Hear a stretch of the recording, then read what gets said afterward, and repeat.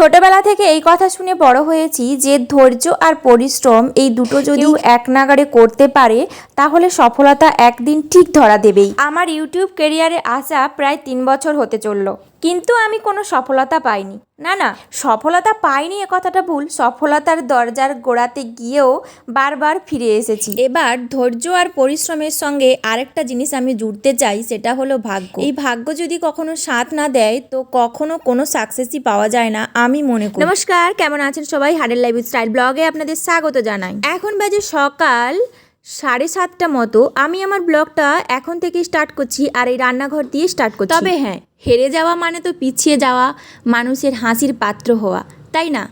আমি মনে করি হেরে গেলেই সব সমস্যার সমাধান হয় না, বরং লড়াই করেই সমস্যার সমাধানটা ছিনিয়ে আনতে হয়। তাই যতবার মুখ থুবড়ে পড়ে যাব ঠিক ততবারই আবার নিজেকে তৈরি করে ঘুরে দাঁড়ানোর চেষ্টা করব।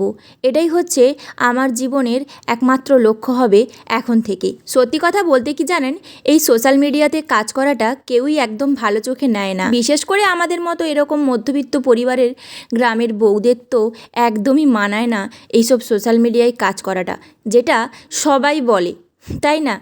যখন তুমি সাকসেস পাবে না তখন তোমার দিকে আঙুল তোলার মতো প্রচুর লোক পাবে, কিন্তু যখন তুমি একবার সাকসেসের চূড়ায় পৌঁছে যাবে না তখন তোমার কাছে আসার মতো লোকের অভাব হবে। এদিকে দেখুন, গল্প করতে করতে কতগুলো কাজ আমি সেরে ফেললাম।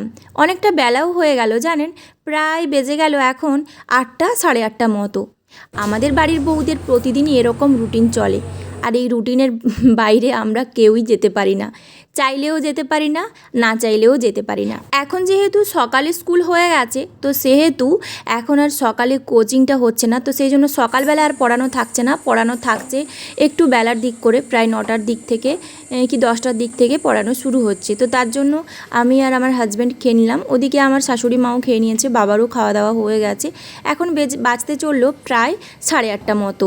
এখন আমি জামা কাপড়গুলো চুবিয়ে দিয়ে চলে যাব ঘরগুলো মুছতেই। জামা কাপড়গুলো চুবিয়ে দিলাম, অ্যাকচুয়ালি নোংরা হয়ে যায় তো ওর জামা কাপড়গুলো একটু খানিকক্ষণ চুবিয়ে না রাখলে নোংরাগুলো সেভাবে ছাড়ে না, তো তার জন্য একটুক্ষণ সার্ফ জলে যদি চুবিয়ে রাখা হয় তাহলে নোংরাগুলো যখন আমি একটু পরে এসে কাচবো খুব অটোমেটিক্যালি ছেড়ে যাবে, আর কষ্টটাও কম হবে, বেশি থুপাতে হবে না। যাই হোক, আর এদিকে এখন ঘরগুলো মুছে নেব। যেহেতু গ্রীষ্মকাল, এখন ধীরে ধীরে যদিও বর্ষার সিজন আসছে তবুও প্রচণ্ড পরিমাণে ঘরে ধুলো হয় আর গরমটাও প্রচুর। আজকে একটু সকাল থেকে ঠান্ডা ওয়েদারটা, তো সেই জন্য ভাবছি যে ঘরগুলো মুছে নেয়। আর ওই কদিন এত পরিমাণে গরম পড়েছিল যে কোনো কাজ করতেই বিরক্ত লাগছিল, সব সময় ঘাম ঝরছিল অনবরত। তো যাই হোক, ঘাম ঝরুক যাই হোক, তবুও তো ঘরের কাজ করতে হবে। আপনারা হয়তো ভাবছেন আমি খেয়ে পুজো করলাম কেন। অ্যাকচুয়ালি আমি সত্যি কথা বলতে না খেয়ে থাকতে পারি না, তবে সকালবেলা নিরামিষটাই খাই, নিরামিষ খেয়েই পুজো করি। আর মাও নিরামিষ খায়, নিরামিষ খেয়ে মা ঘরের ঠাকুরকে পুজো করে আর আমি আমার এইখানের ঠাকুরগুলোকে পুজো করে দিই। হ্যালো না মা, হ্যালো তার নাম খুল, দেখ দেখ দেখ, এই যে দেখ দেখ ভিডিও করছি, দেখ দেখ দেখ দেখে নি তোর মা, দেখে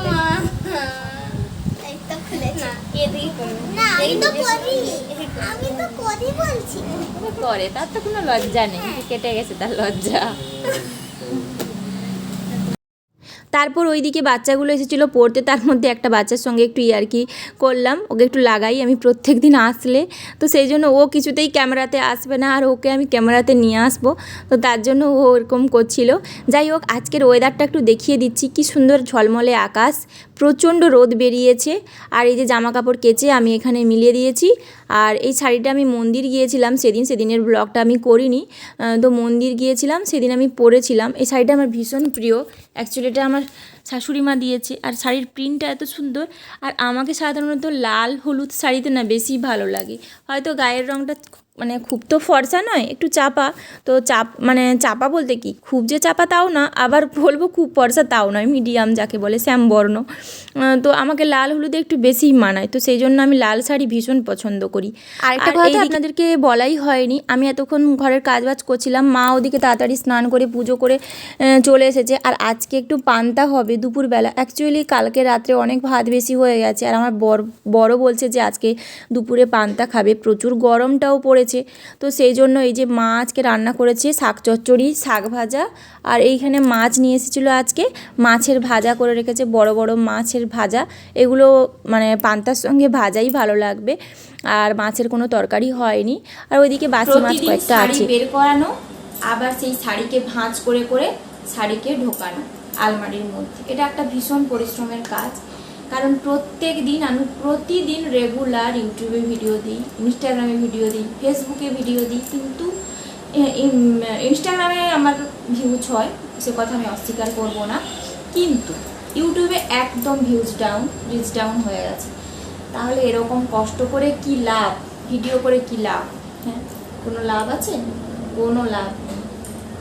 তার জন্য ভাবছি ছেড়ে দেবো ভিডিও করা। জানি না কি হবে, কিছুই বুঝে উঠতে পারছি না। এইসব শাড়ি প্রত্যেক দিন বেরাচ্ছি, প্রত্যেক দিন ভাঁজ করো, সেগুলোকে ভালো করে আবার রোদে দাও, রোদে দিয়ে আবার রাখো। এইসব পরিশ্রম করতে করতে আর আমি পেরে উঠছি না। আবার প্রত্যেক দিন দুপুরবেলা না ঘুমিয়ে প্রতিদিন ভিডিও বানানো, এই ভিডিও বানাতে বানাতে আমার মনটাও ক্লান্ত হয়ে গেছে, আর আমার শরীরও টানে না। আর ভাবছি ভিডিও করব না, যা হোক ফেসবুকে মাঝে মধ্যে মনে হলে দেবো।